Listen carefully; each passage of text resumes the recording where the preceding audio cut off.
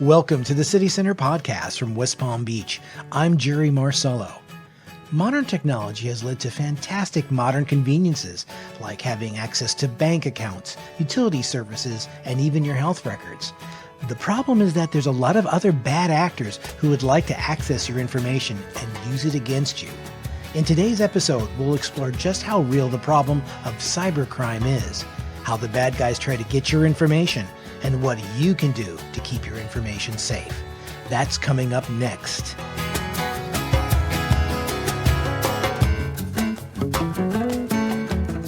And joining us today is Paul Jones, the Chief Information Officer for the City of West Palm Beach. Paul, welcome. Thank you. Glad to be here. First question that always comes up. People know that there is indeed cybercrime and things to be aware of. Really, how bad is it? It's bad. I mean, it's just all relative to the world we live in now. Mm-hmm. And yes, it is constantly happening. When I first came to the city, I did like 89, 90 presentations on cybersecurity awareness because it hadn't been done. And in those sessions, I'd always ask anybody been hit, anybody involved, and there wasn't but more than 5 presentations that somebody didn't say yes. Wow. And some of them were major. It is real, it is big, and it is something that everybody needs to be aware of. Okay, so we're not kidding. This is something that folks really do need to worry about. Even the folks at home need to be concerned. Absolutely not kidding. And yes, the folks at home, there's no one safe. Right. The bad actors are after any and everything they can get. And some people get confused. They think, I don't have anything, or they're not after little money, they're after just big money. Mm-hmm. But you got to realize, if I get $1 from 1 million people, which is not out of the scope in the online world, I just got $1 million. Wow. And so it's not the big things, it's everything that they're after. Okay, so what are the things that concern you most? What techniques and things that people should be aware of? The biggest thing that concerns me is the word awareness. If you think about how new this world is that we're living in, I did a presentation not long ago, and so I pulled up some dates, and the World Wide Web was 1989. So you're talking 35 years ago. Yeah. And you think about, in my lifetime, I didn't have any of these. And so you're talking about a world that's really, really new. And so to expect people to understand the depth of it and understand what can happen is not realistic. So making people aware and just making people cautious and making them understand what you can and can't trust is probably the biggest concern. Trust. I think that's one of the most important things that you could ever talk about in this area, is that people work very hard to gain a false sense of trust from their victims. Should we always trust messages that we get via email or from text, or what should we do? Let's look at it in perspective. Yeah. Before the internet, we were in a physical world. So for you to be involved in a crime, you pretty much had to be in the wrong place at the wrong time. It was going to be physical. Right. And that's what we all grew up in. So there's a thing that I call the bubble of trust. And so back then, the bubble of trust was small because you weren't exposed. Mm-hmm, mm-hmm. But when you talk about the internet now, all you have to do is turn on the computer to be involved in a crime. And when you think of the millions and, many millions of bad actors and folks that are out there to get you, it's a different world. So I do talk about popping the bubble of trust. You can't trust when you get on the internet. And we use a principle here that we're really big on. It's called zero trust. I really emphasize, you can't trust anything you hear. With the world of deepfakes today, anything you see, really anything you read. You used to say trust but verify. Yeah. Today I say don't trust, then verify. So we're really, zero trust to me is probably one of the biggest ways, because again, like you said, the bad actors, they know what they're doing. These aren't some anymore. This isn't somebody sitting in their garage. These are professional. Most of them are organized crime.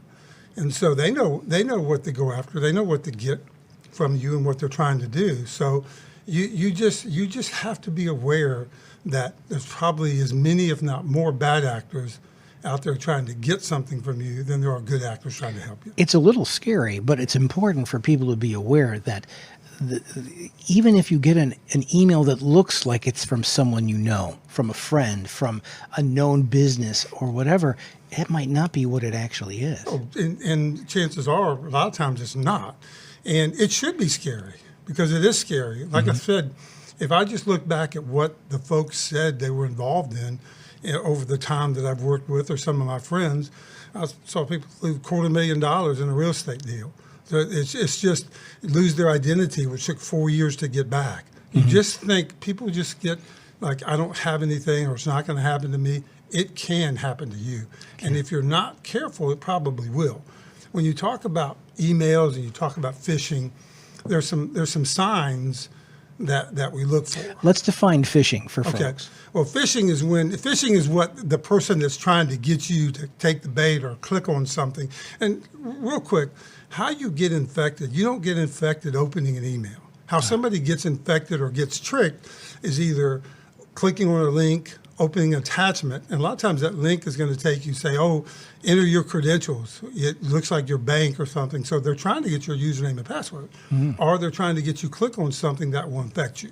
So those phishing emails are designed to trick you. And so that's the biggest. Again, that's where the zero trust comes in. And these aren't little kids, like I said, in the garage trying to trick you. These are professionals. No. They know what's going to trigger you. They know how to go after you. So it sounds like instead of the old mindset, okay, I'm going to get a virus and this virus is going to make my computer do something, we're seeing techniques and ploys that make you do something, either give information or whatnot. Both. Yeah. And still, they'll get you to click on something that may load a virus, or they'll get you to click on something. And one of the latest, this is a while back, was dinner cards. Fill out this information. We're doing a survey at the end. We'll send you a card for Applebee's or something. And they start off and they're asking you pretty good questions, and then suddenly it starts getting pretty personal. I've never seen anybody get a dinner card, but I have seen people get their identity stolen. Now, Paul, this may be out of left field, but let's see if I'm right here. What you just described sounds an awful like something you'll see often on social media, where it is, hey, find out what kind of Disney character you are. And then you have a series of questions. Do you like this? Do you like that? Did you go to school here? How old are you? Blah, blah, blah. And what they're actually doing is they're pulling information out of you. Absolutely, positively. And that's the whole game. I mean, what they're after is information. They're after they're and again, it's interesting because, again, it doesn't have to be large sums of money. I tell people to check your bank accounts constantly because I can't tell you how many people have said, where is this $5 charge? It's from scam. Now, again, you take a whole bunch of $5, you got a lot of money. That's right. And that's what they're after. So it's not, it's any and everybody. I have a good friend of mine, just a quick story, who was, I walked into his house one day and he was on the computer and I said, John, you don't have any virus protection? You don't have anything. What are you doing? He said, I don't have anything on here anybody wants. I'm not worried about it. 2 months later, his wife called me. They got a virus and they lost all of their pictures, family pictures. So wow. Don't think you don't have something. Now, I didn't tell him that he said that because I want him to stay married. But you don't know what you have. You don't know what people want or what you could lose. Yeah, and I think the convenience, as you said earlier, the convenience of having a technology where your bank account is on your phone, access to ready information, a list of phone numbers, a list of email accounts, they're all located somewhere that has value to some people. Oh, what they're after, if you really look at it, they're usually after a few things. One is they're looking at any way to identify you. It's called PII, personally identifiable information. Your name, maybe social security number, something tied to a driver's license, some way that I can identify you. Because one of the big things, they want to steal your identity. And in doing that, they'll charge things in your name. And then the other thing they're looking for is, of course, any banking information. And then health information, HIPAA, and so on. So any of that stuff. And what people go, what do they do with it? They sell it on the dark web. And the dark web is really the criminal facility for criminal supermarket. Yeah, it is. There's nothing, and I mean nothing, that you can't buy if you can get on. There are times when there's legitimate places on the web, say your bank or whatever, where they'll need some sort of bits of information. Is there a way to tell if you're on a site that's not what it seems to be? Well, most of the sites that are going to be secure are going to end HTTPS. That's a secure site. But, Yeah. it's getting to the point now to where you can't even really depend upon that. The best thing to do is call the bank and verify. Sure. I mean, just take the minute. Again, don't trust, verify. So, okay, and a lot of the times we sort of get jumped ahead. We're now on like websites that we were told to go visit, but usually those requests to go to a website comes in the form of, say, an email or a text. An email would come and it will say, there's a problem with your account. We need you to immediately contact this office or click on this link and we'll get information from you. Pardon me. How can you tell, just by looking at an email, that you have something that's suspect? Well, you can, you can't. One of the things, I don't know if there's a mouse hover. And what you do is you hover your mouse over the little cursor, yeah, right? the cursor. You hover it over like the link. Yeah. And most of the time, you'll see the link has nothing to do, like say Kohl's or some shopping. Mm-hmm. But again, it has nothing to do with that. And so you can kind of be suspect right there. In today's world, we used to say check for misspelling, check for all these things. It's kind of looks, but in today's world with AI, ChatGPT, a lot of the emails, the phishing emails you see are generated from AI. And so they're almost perfect. Wow. You can say, I want it to look like this and sound like this. So the biggest thing that you always can look for is a sense of urgency. These bad actors, what they're going to do, they want you to act quickly and they want you to act in a rush. Without thinking. Without thinking. And I always say, if you really have been with a company that you're a day late, a little late, they're going to cut you off. They want your business. Mm-hmm. So, always call and verify. That's the safest thing that you can do. Don't take for granted, because these bad actors, if you don't respond in 24 hours, we're going to cut you off. I've never been cut off. Yeah. And I don't know many people that have been. But that's what they're trying to do. They're trying to get you to respond. And just to tell you how smart they are, a while back I got to observe an FBI investigation to be part, and they had some video of the bad actors doing marketing plans. Let's see, we want to send emails. Gosh, we get them to them on Monday because we know they have if we can figure out when they're on vacation, they can have an email. Because what they want you to do, they want you to hurry.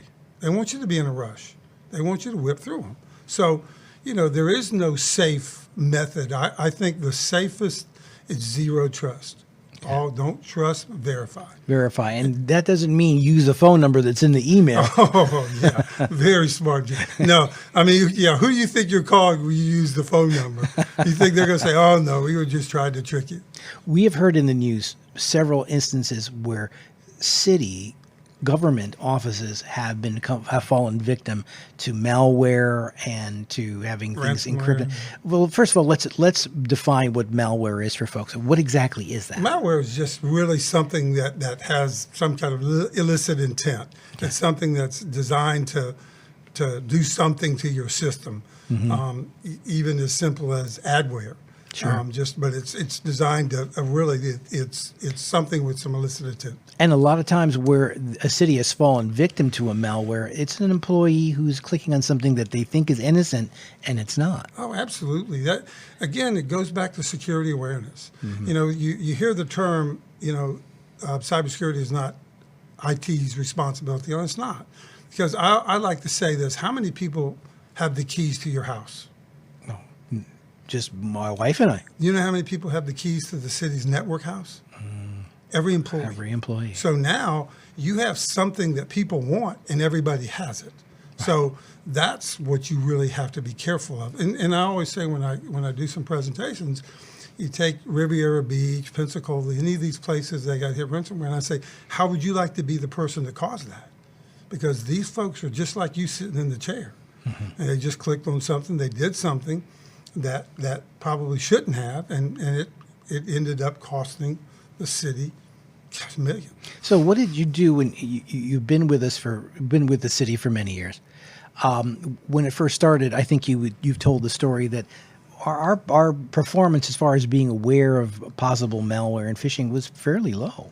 Oh, it right before they had done what you call a phishing test. Yeah. You send something out there. We do them monthly now, and it was a 45% click rate. Wow. So that means almost 1 out of every 2 people were clicking on something, and we're down below 4 now. And that is because we do phishing tests, we do training. Again, if somebody told you 70% of your income comes from this area, you'd focus. Mm-hmm. If somebody says 70% of breaches come from people clicking on the wrong thing, we better focus. Yeah. So you all have a very stout and very in-depth process of training people here at the city to avoid clicking on things, to be aware, to report things that they see. Now, imagine that you have a family of 4. We've got mom and dad and a couple kids. That's a little tougher, especially when you have little kids. How can you work with young people and sort of educate them to the danger? You know, there's 2 things. First of all, one of the things that's really important that people don't realize, you've got to keep your systems up to date. You got to keep them patched. Like you're always seeing, hey, you know, you need to install this, you need to install it. Because how this works is the bad actors somebody reports a hole in the system. Usually it's a security hole. Now the vendor will patch that.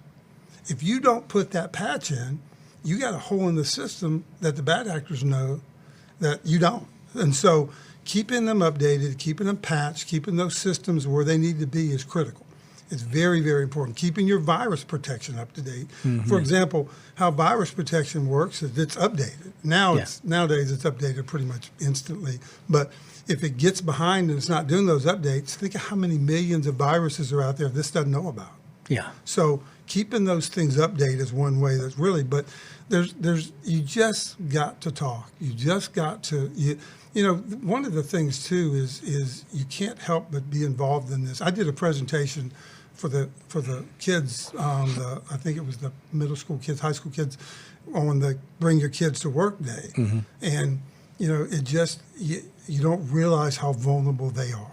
Talk to your kids, make sure they understand, and make sure one of the important things is make sure that they'll come to you with anything. Mm-hmm. What happens a lot of times is these kids, young kids, they have a sleepover and they think they're talking to this young guy, and so they'll do something maybe they shouldn't have done. Right. And now the bad actors will blackmail them.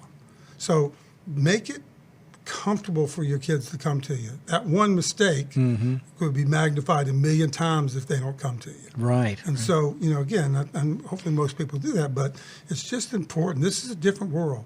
And when I hear somebody say, well, you're in my business as my kid, I say, you bet I am. You have to be. I am in your business. All right. So I hear you on keeping your systems updated. Get your computer, your software up to date so you're patching all the exploits.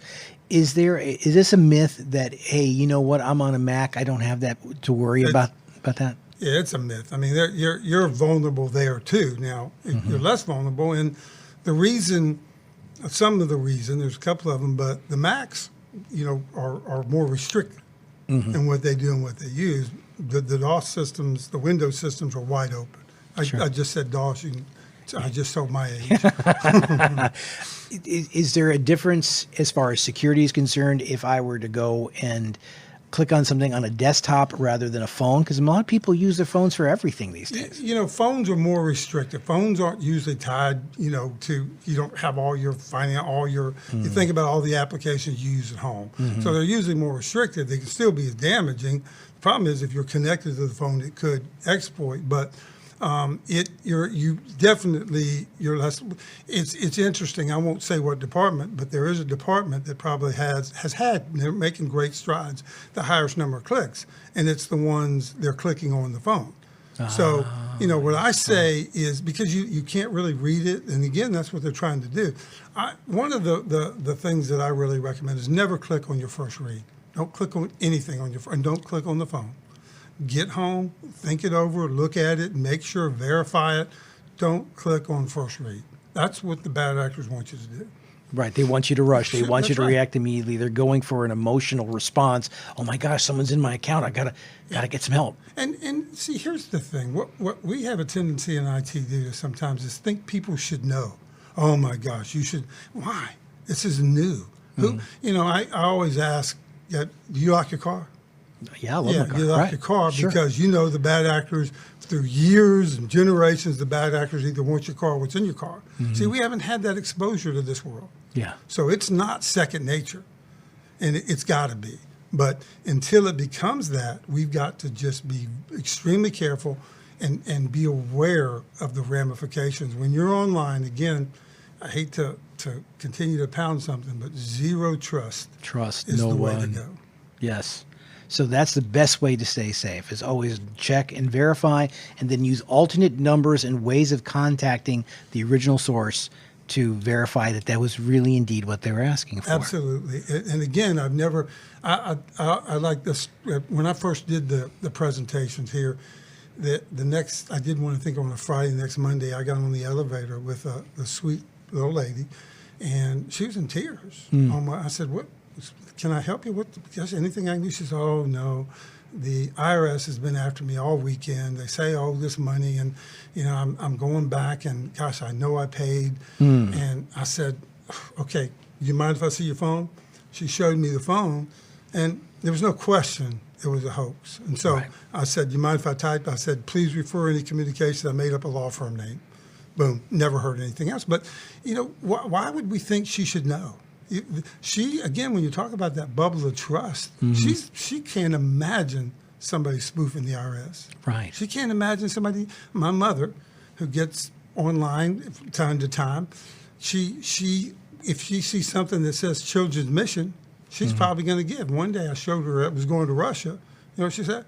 "I like Russian kids." She's not going to Russian kids. But again, just that not being able to trust is foreign. Sure. When you tell people, want to trust. When I say to people zero trust, it's almost like, because It seems dark. Yeah, we've grown up to trust. In fact, it's interesting when I do a presentation sometimes to the new leaders, and the first one I did, I was talking zero trust, and Mike Russell, who's the HR trainer, really, really good trainer, he came up to me and said, "Paul, right, my next session is on The Speed of Trust by Stephen Covey." I said, "Okay, hold on. I want you to understand we're talking about online, not each other. We can trust each other." That's right. When you're in the room, absolutely. Well, we've covered a lot of stuff here, and I think the most important thing, especially the folks at home, is one, to know that there are dangers. It is real. It is something that you need to be aware about.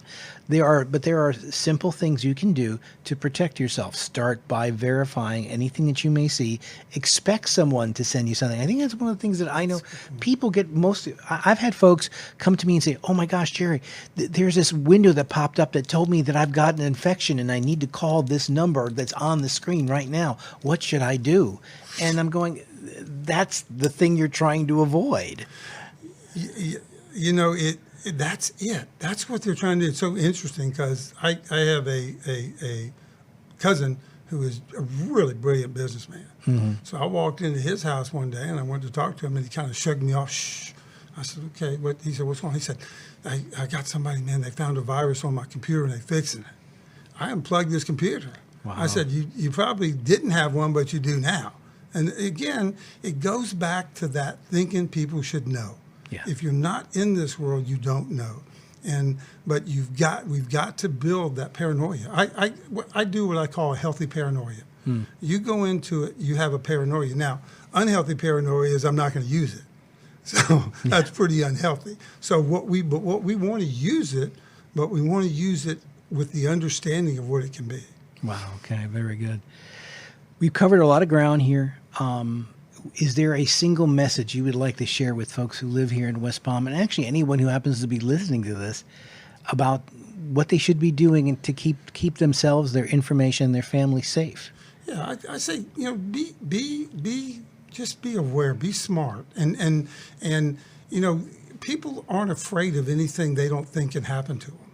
Be concerned and be cautious and be afraid. Okay. I mean, one of the biggest things we do in security awareness training is we try to get your attention, and sometimes that's scaring you. Yeah. But we're scaring you with reality. We're not scaring you like the bad actors online are with this makeup, "Hey, do this and we'll take care of you."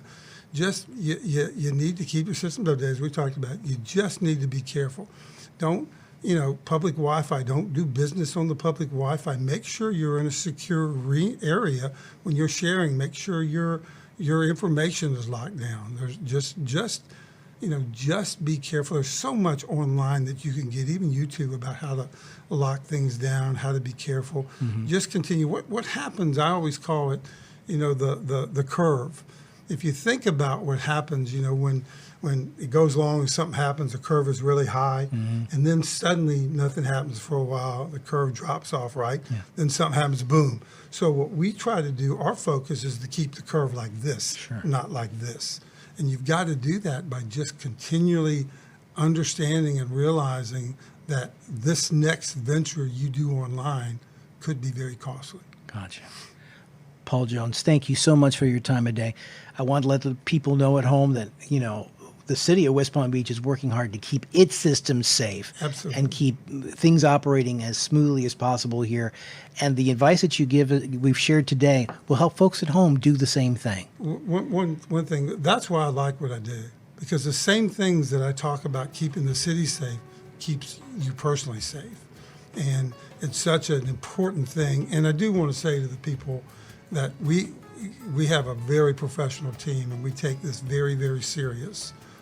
Because again, it's all of us that suffer if we don't. Absolutely. Paul Jones, thank you so much for your time. Appreciate it. Thank you much. And thank you for joining us. This has been the City Center Podcast from West Palm Beach, Florida. I'm Jerry Marcello. We'll see you next time.